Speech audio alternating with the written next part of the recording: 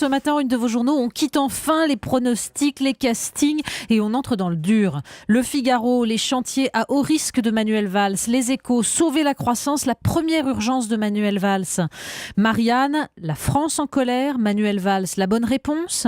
Le Parisien, comment faire gagner plus aux bas salaires et l'opinion, emploi, le procès du SMIC. Le tandem de l'exécutif est à la manœuvre, François Hollande et Manuel Valls donc. Oui, bien sûr, les enjeux politiciens sont quand même encore là ce matin. On les trouve dans Le Monde avec les analyses sur l'alliance de circonstances entre Manuel Valls, Arnaud Montebourg et Benoît Hamon. Dans Libération avec l'interview de Cécile Duflot d'un vide sidéral, d'autant que le journal était déjà bouclé quand Ségolène Royal a annoncé la fin de l'écotaxe. Dans Le Parisien et les considérations sur la guerre de territoire, Montebourg-Fabius. Mais il y a tout autre chose dans les 2 pages de Jacques Juillard. C'est dans Marianne, Jacques Juillard, longtemps fervent soutien de François Hollande et qui aujourd'hui dresse de lui un portrait ravageur. Un portrait en forme d'analyse de la défaite et de ce message des Français qui, dit-il, se sont prononcés massivement contre l'impuissance politique, les uns en votant, les autres en ne votant pas. Ils ont aussi voté, dit-il, contre cet homme, mélange d'indécision et d'entêtement, de transparence et de quant à soi. Non pas l'homme normal, mais l'homme sans qualité, l'homme de l'indifférenciation. Alors Manuel Valls sera-t-il la réponse ? Le Monde analyse son idéologie faite d'acceptation du capitalisme, d'idées venant de divers horizons, fusion de la CSG et de l'impôt sur le revenu, mais suppression de l'impôt sur la fortune, flexi-sécurité à la danoise. À cela, Gérald Andrieux dans Marianne ajoute le progressisme pro-OGM et une bien curieuse conception de la République chez celui qui se prononçait en 2008 pour une révision de la loi de 1905 et pour la discrimination positive dans les grandes écoles.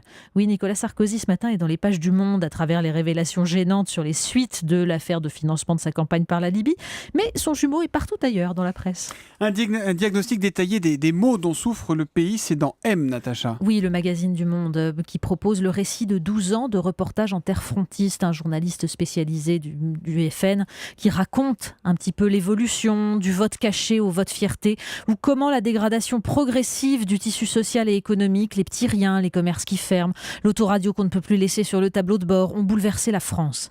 Mais il faut lire aussi dans Marianne l'article d'Emmanuel Lévy qui cite cette étude d'un ex-économiste de la Banque mondiale. Elle démontre que si la mondialisation a amélioré le niveau de vie de milliards de travailleurs dans les pays émergents, elle a fait reculer de 5% les revenus nets des classes populaires dans les pays développés.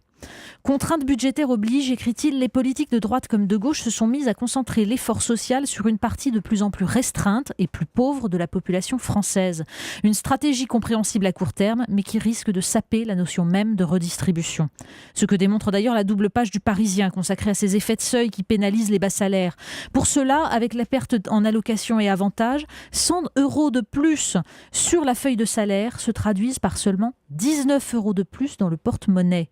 Alors le débat du jour, une réforme du SMIC, notamment pour le moduler en fonction de la région d'habitation ou de l'âge du salarié.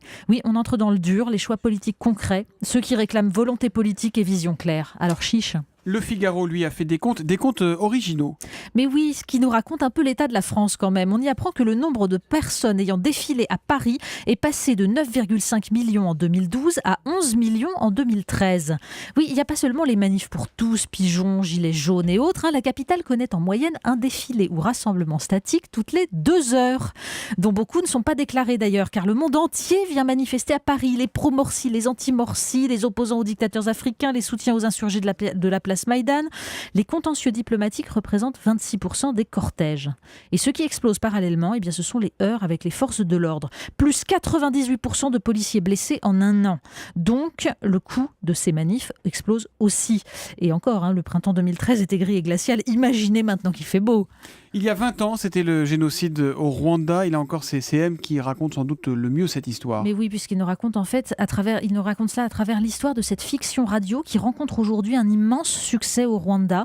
L'histoire de 2 amoureux dans des villages hostiles, alors on ne dit plus Tutsi et Hutu, il ne faut pas, diffusée sur la fréquence justement qui abritait autrefois la radio des 1000 collines et ses appels au génocide. Et puis il faut lire absolument la double page du Monde, entretien croisé entre le cinéaste Ritipan, l'écrivain Jean Hatzfeld et l'historien Jacques Sémon. Hamelin sur cette question vertigineuse. Comment devient-on bourreau ? Comment peut-on violer, égorger des enfants et mener à nouveau une vie normale ? Il y a la capacité à se convaincre qu'on accomplit un travail, la dynamique de groupe qui fait que le pire, ce n'est plus de tuer, mais d'être moqué par les autres si on ne le fait pas.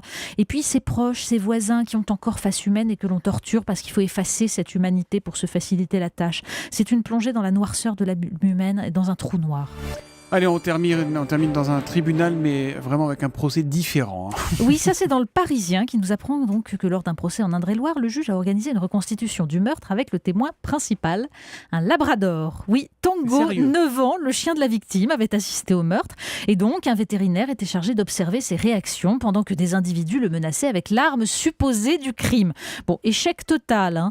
Mais bon, on a beau savoir que la science reconnaît de plus en plus les facultés de discernement des animaux, on s'interroge, hein. Comme on dit, il leur manque la parole, mais justement, elle leur manque. Quant aux juges d'instruction, ils ont la parole, mais il leur manque parfois le discernement.